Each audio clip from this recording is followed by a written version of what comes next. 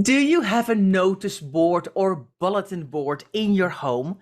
They can be so helpful in keeping you organized and on track.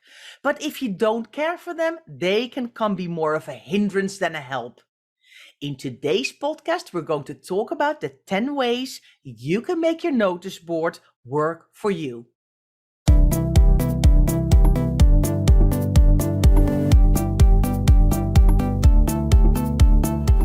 You're listening to the Declutter Hub podcast, bringing you tried and tested, no-nonsense tips and advice from the leading experts in decluttering and organising your home. Now here are your hosts, Ingrid Jansen and Leslie Spellman.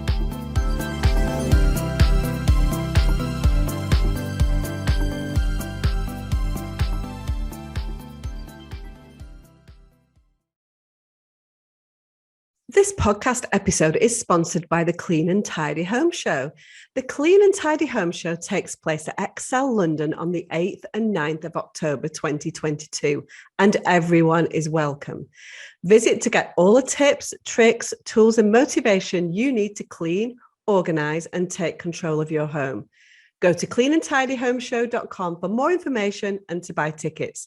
We'll be there, and we hope you will too. Hello and welcome, listeners. I'm Ingrid. And I'm Leslie. If you're new to the Declutter Hub podcast, you're so welcome. What you'll find here is reality, empathy, and advice by the bucket load. What we are aiming for is that you learn, be motivated, and excited to start or continue your decluttering journey with our podcast in your ear along the way. If you're more of a watcher than a listener, don't forget you can watch our podcast on our YouTube channel. And if you've been here for a while, thank you so much for tuning in every week. We appreciate that so much. Now, Leslie, we are talking about notice boards today, and you very smartly said to me, but Ingrid, do they call it a notice board all around the world? Because I think they call it something different in the US and in Canada, and they do, don't they? I think so. And this is where we have to rely on you guys to tell us whether we're doing the right thing or not. But I believe from my very limited Google search that in the States and Canada, it may be called a bulletin board. Now, for us, a bulletin board would be more of we would use that terminology, but it'd be more of a work thing, wouldn't it? Yeah. So what we're really talking about today is a notice board that you would have in your home. So we probably will call it a notice board, Yeah. but other terms do apply. So you'll know what we're talking about. We're talking about the kind of thing that you have in your home office or in your kitchen to pin things up, to remind you of things that are coming up. But Leslie, what I see a lot as well in houses is that people don't have a notice board, but they put all sorts of stuff on their fridge with magnets. Does this count as well? I think some of the things that we're talking about are going to apply to the kind of fridge notice board as well, but not everything. So yes, it's interchangeable, I guess, isn't it? Okay. And if you think about, if I think about the notice board, I think about things that I kind of pin, that I want to keep and I want to have at hand. But people might easily confuse it with a vision board as well. Well, I mean, you're so right, because a notice board is different things to different people. So I think first things first, let's get it back down to basics and think, what is the purpose of your notice board going to be? So as you rightly say, for some people, it's a collection of sentimental or lovely memorabilia type items. For other people, it's reminders of things that are coming up very soon. For other people, it's permanent reminders of things that they need to think about. For other people, it's meal planning things. There's so many different ways that people use a notice board, but ultimately the notice board has to work for you. So first things first, do think about what that notice board is going to be.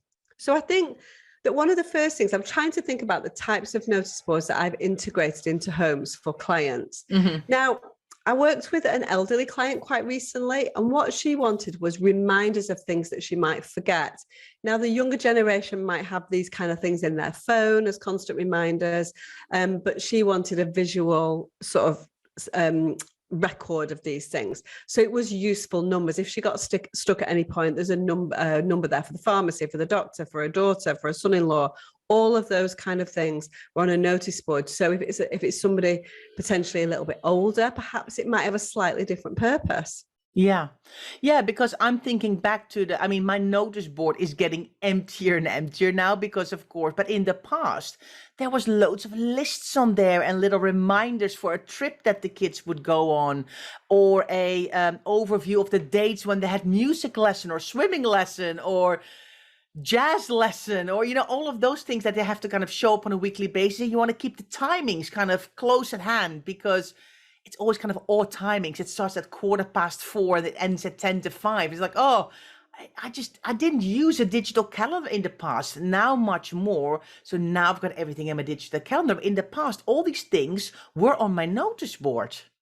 Yeah, I think what used to be really useful about a notice board was that they would remind you of things that were coming up and they would give you the detail. And you're so right, Ingrid, that nowadays that's kind of changed because we can put detail into digital calendars. We can add little attachments to them, put recurring things, recurring dates on them, be very specific about the time, like, oh, we need to get there at 20 to 4 and we need to leave at 20 past 4. We can put notes in there, we can put addresses in there.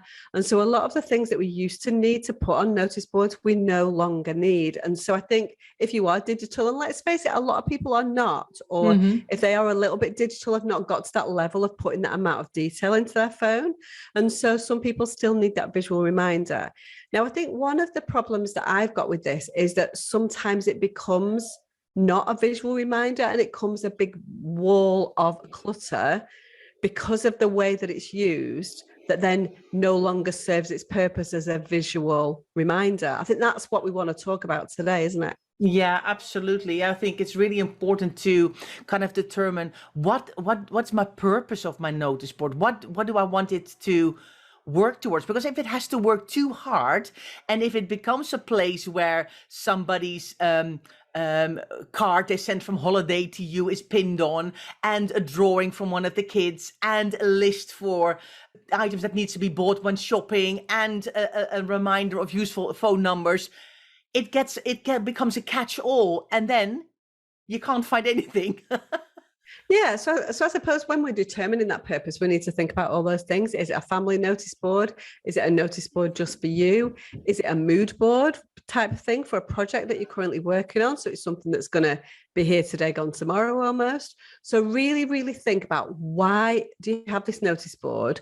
Do you indeed need that notice board at all? Because I think times have changed quite a lot and notice boards are still probably in position. And who's going to use it, and how are you going to make sure that you're using it effectively? Yeah, yeah. And I think also what's really important then, Leslie, is, where does it live? Where does this notice board live? Is it on a random kitchen surface somewhere? Is it close to the kitchen? Is it close to where you open your mail? Is it close to a home office or a desk? I mean, what makes sense is every house has a different place where it could work, or when you would want to keep it, but no place is the same, is there? No, exactly. And I think, like you say, is it a useful notice board if it's behind a door? Now, I know in your house, yours is behind a door. Yours is kind of in an understairs cupboard. Yeah. But you would be looking for those things. And so for you, it's almost a visual reminder of something that you would go looking for. And I think that's different. That's the purpose, is just keeping a few odd things there that you might go looking for. Is that going to be useful? Is the notice board that you put in 10 years ago still the right size? Does it look appealing? Are you keeping on top of it? So yeah, it's really important to think about, what's the purpose? Who's it for? Where do I need this notice board, if I indeed need it at all? Very, very important.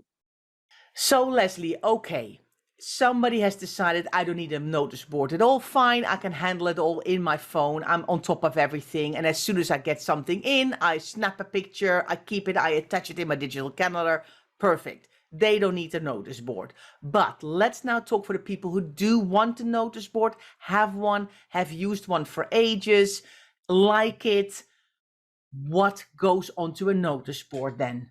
Well, it depends on the purpose of your notice board, doesn't it? But the types of things that might go on there, that people typically put on there, is definitely appointment letters. And so when you get, when you get an appointment for the doctors or whatever, that can go on there as a reminder. Because the nice thing about that appointment letter is that it has all the details on it that you need. So typically it'll have directions how to get to the specific department in the hospital, which, let's face it, these hospitals are huge and a bit of a minefield sometimes. So those are the kind of useful pieces of information that people put on there. Lists, so shopping lists, project lists, all those kind of things typically go on a notice board as well.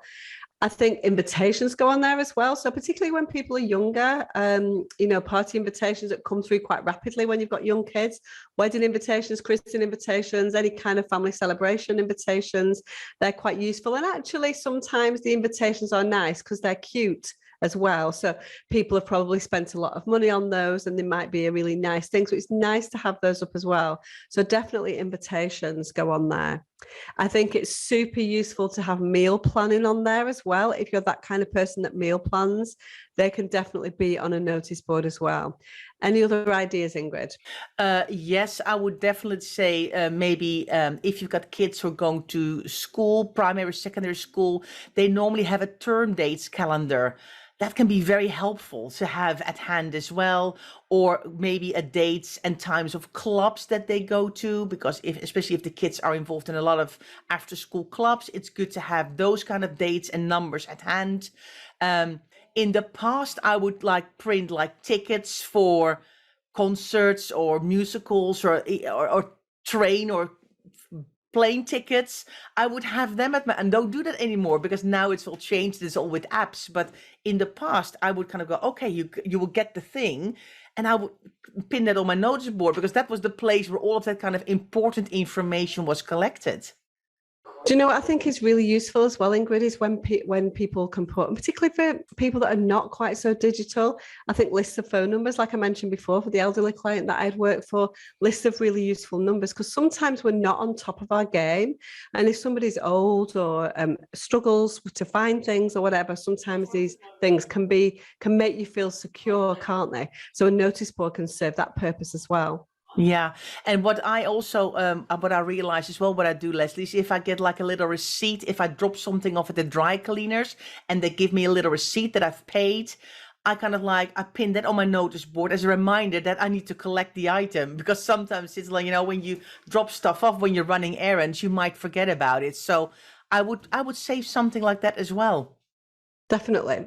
So there's a multitude of things. So basically these things are going to be paper-based for the most part, aren't they? That we slot onto a notice board. Mm-hmm. And the types of things that we've spoken about are things that are practical items, and they are those visual reminders that we need. So let's then think a little bit about how you can make sure that the notice board doesn't become like a dumping ground of all these things. So I think what we might need to do, Leslie, is do a little bit of zoning onto a notice board, right? And kind of assign areas where certain things live, so it doesn't all get stuck on top of each other and then still you can't find anything. Yeah, Ingrid, and I think that even before we get to the zoning stage, we need to make sure that notice board is the right size for what we want.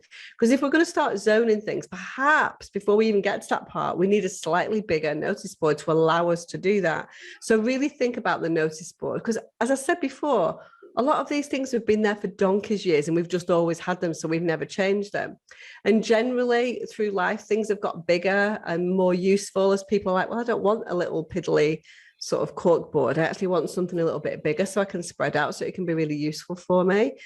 Yes, Leslie. And when you look at the size of a notice board, also take into consideration how a notice board looks, because you can go really basic and just get a pin board, but you can also go all out and get something really pretty with ribbons and with colors and with a whiteboard part and a pin board part and have it in a really nice material. And I mean, you can go all out, can't you? Yeah, you just have to make sure it's fit for purpose. That's the most important thing. So make sure the size is right and make sure the practicalities of it are right. Now, when we're talking about zoning, I think we can't really talk about what kind of zones you would have, because everybody's family situation is completely different. So it's all about what kinds of things have you got going in your life that you would need to document and have a visual close at hand representation for. So it might be something medical, it might be something to do with food, to do with lists, to do with shopping, to do with meal planning. It might be something to do with individual people in your family, whether you've got kids, whether you've got a parent that you look out for. All of those things might involve their own zone. Anything else, Ingrid? Yeah, maybe pets, because they need to be taken care of as well. So there might be a place for, when the dog needs to go to the dog groomer, or needs to get his medication, or needs to be taken to the vet or whatever. So I think that's a zone you could include if you are if you've got a pet at home. And when we run the risk, and this is the problem sometimes with notice boards, which is why I'm not really a huge fan, is that we run the risk of it making it be a kind of extension of our paperwork storage, don't we, or our in tray. And so we have to be really careful that the things that go on there are things that you absolutely need to see and that need to be on there to give you that sort of reminder. So very, very important to think about that when you're thinking about what the notice board looks like and how you're going to zone it. So let's go to a break, Ingrid, and when we come back, let's give some more specific examples about how you can declutter your notice board to make it work for you. Hi, just a little break from this podcast episode to ask you a favor. If you love tuning in every week to listen to us talk all things clutter, then we would appreciate it so much if you could take 5 minutes out of your day to leave us a review. You can do it in your podcast player or on our website. It helps spread the word so that other people can kickstart their decluttering journey too. Hi everyone, welcome back. We've been talking about notice boards in this podcast. And before the break, we talked about what kind of stuff do you put on a notice board? Where do you put it in your house? What size is helpful for you? Do you want to make it pretty or not? Are you going to zone it? But let's talk a little bit about the number one rule. You need to keep decluttering it. You can't just keep pinning stuff on it or using magnets and just have like 12 things on top of each other. Decluttering is key, isn't it? It's so funny, Ingrid, because quite often when I'm doing a kitchen or something like that with a client or a home office, I'll be like, okay, let's declutter the notice board or let's declutter the fridge. And they're like, why are you decluttering that? And then when we go to it, there's things on there that have been on there 12 years, hidden underneath everything else. And I think that's it. Definitely keep on top of this notice board so it's going to work for you. Do a regular declutter of it. You can even incorporate that within your, maybe not weekly, but definitely monthly resets. And so make that part of your habit, make that part of your non-negotiables. Your notice board will thank you for it, won't it, Ingrid? I know. I mean, we find vouchers that were like valid 2 years ago. I mean, it's like, okay, this is way past. Or like free tickets entry to a zoo that were never unfortunately used and then are outdated. And it's just such a shame because if a lot of it comes onto a notice board, then you actually start to miss the stuff that's on there. So decluttering is definitely key. As well as decluttering, I think it's really important to allow white space around the stuff that you put on your notice board. And by that, what I mean is don't have all of the letters and receipts and tickets and whatever you've got on there all close to each other.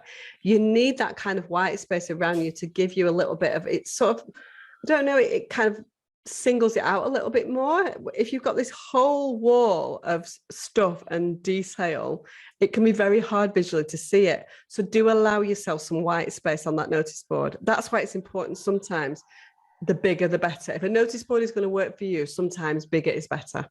I think it's a bit similar, Leslie. What it reminds me of, having a bit of white space around, it's almost like in an in tray, you want to have papers, I think, in different L folders. So you can kind of take them out and they're not just all one stack and one big pile. You want to be able to kind of lay your hands on stuff and flicking through 10 folders is much easier than trying to rifle through a stack of 30 different kinds of paper and going, I know the paper's in here, but because it's in a big pile of stuff, you can't find it. Well, when it's in its separate folder, it's much easier to retrieve that information. And I think the same goes for a notice board. If it's all put on top of each other, you can't see the wood for the trees anymore. Well, when you have it all kind of almost neatly hung up and kind of categorized, a little bit sorted, the eye, it's like you start to see things again instead of just seeing a whole blurb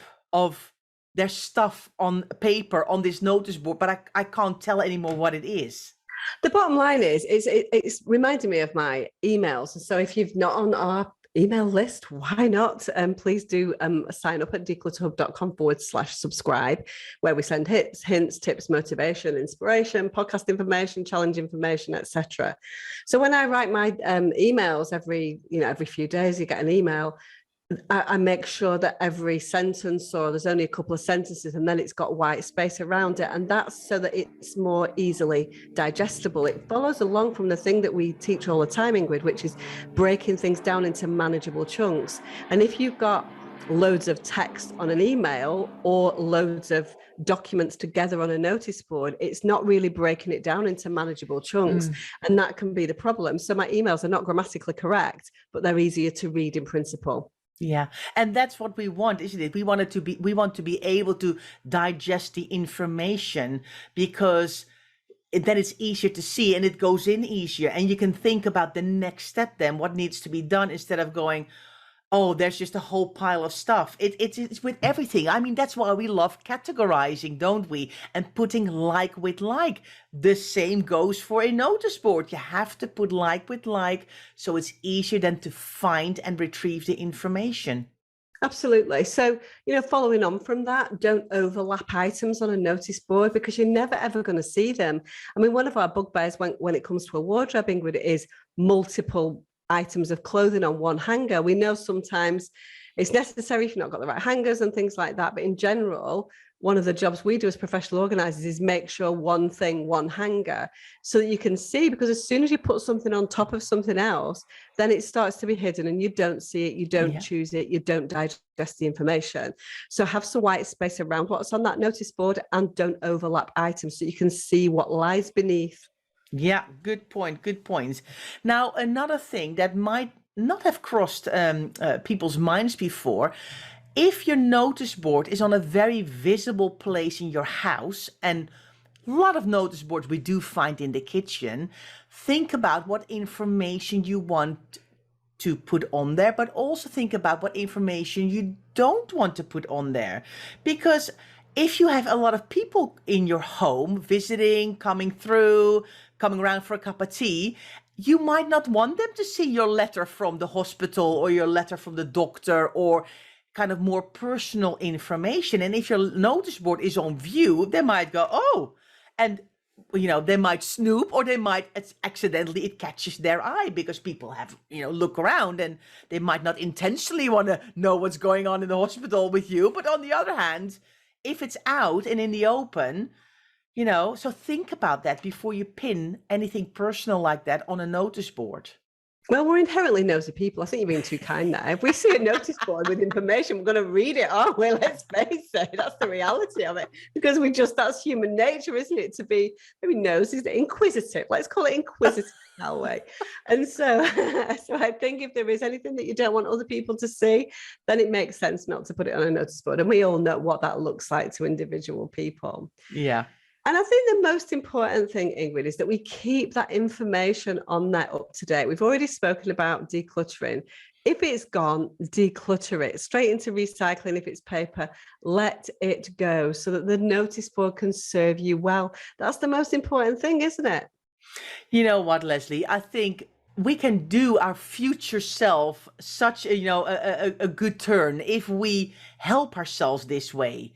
Because if we're constantly dealing with information that's out of date, it gets really muddled with the stuff that is important and that we don't want to miss, and an appointment we really have to go to.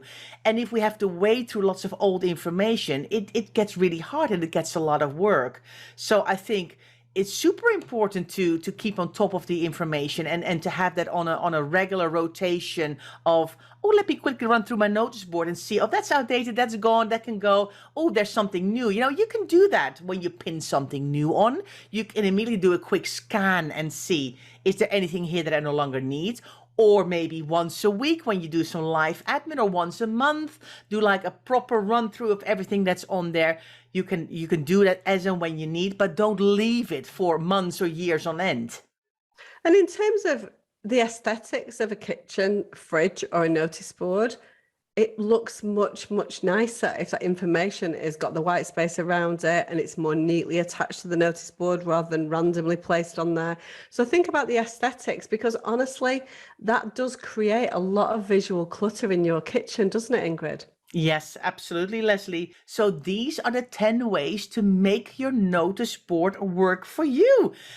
That's it for this episode, Leslie. Shall I tell the listeners what we're doing next week? Absolutely. All right. So next week, I've got a guest, and I'm speaking about the menopause with our guest, Clarissa Christiansen. And it's all about how you can thrive through the menopause. So I was excited to record this podcast episode. I do think a lot of people will be like, it's exactly because of the menopause that I need a notice board. Do you know what I mean? It will be like, okay, I was fine before the menopause, but now I'm in the menopause, I definitely need that. Otherwise, I'd be like, what did I come in this room for? What was it supposed to be? Well, apparently that's just me. Well, apparently one of the things connected to menopause is brain fog. So point well taken, Leslie. So thank you so much, listeners, for being here. If you want to look at our show notes, have a look on declutterhub.com/209.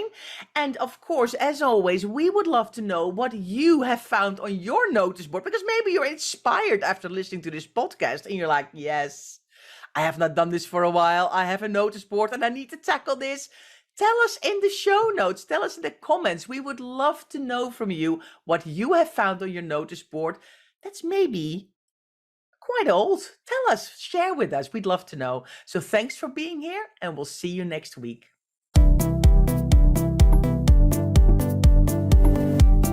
Thanks so much for listening to the Declutter Hub podcast. Don't forget to subscribe to us in your podcast player so you don't miss an episode, and we'll see you next week.